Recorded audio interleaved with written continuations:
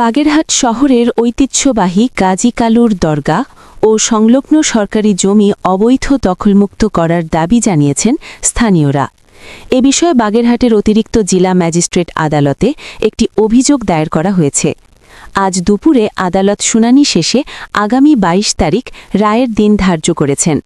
স্থানীয়রা অভিযোগ করেন, দরগাহ সংলগ্ন সরকারি জমি দীর্ঘদিন ধরে প্রভাবশালী একটি চক্র অবৈধভাবে দখল করে রেখেছে। এতে দরগার আগত দর্শনার্থী ও এলাকাবাসী নানা ভোগান্তিতে পড়ছেন।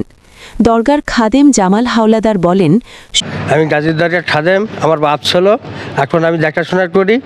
গাজীর দরগার নামে 825 জায়গা, সিএসএ 797 নামে খতিয়ানে রেকর্ড আছে এবং এসে 701 খতিয়ানে সরকারি খতিয়ান জায়গা জালিয়াতির মাধ্যমে এই সম্পত্তি একটি চক্র এরা ভোট দখল করে, যাতে এই সম্পত্তি সরকারের নামে থাকে। এটাই আমার চাই।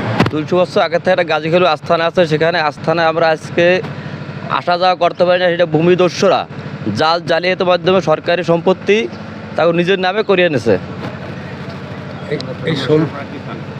আমরা চাচ্ছি এইটা সরকারি খাস খতিয়ান সরকারের নামেই থাক। আমরা গাজীর কালু ওই জায়গায় একটা আস্থানা আছে এবং একটা মসজিদ আছে, 5খানা মসজিদ। আমরা চাই মসজিদটা যাতে একটা জামে মসজিদ করতে পারি, আমরা যাতে মসজিদটা বড় হয় আমাদের। আমরা চাই গাজী কালুর জায়গাটা ফেরত আসুক, সরকারের নামে রেকর্ড হোক। ভূমি কালুর দরগারের যে মসজিদটি আমরা সম্পূর্ণভাবে নির্মাণ করাতে চাই এবং সহযোগিতা করে সবাই মিলে চিলে সুন্দরভাবে আমরা এই মসজিদটা পরিচালনা করতে চাই।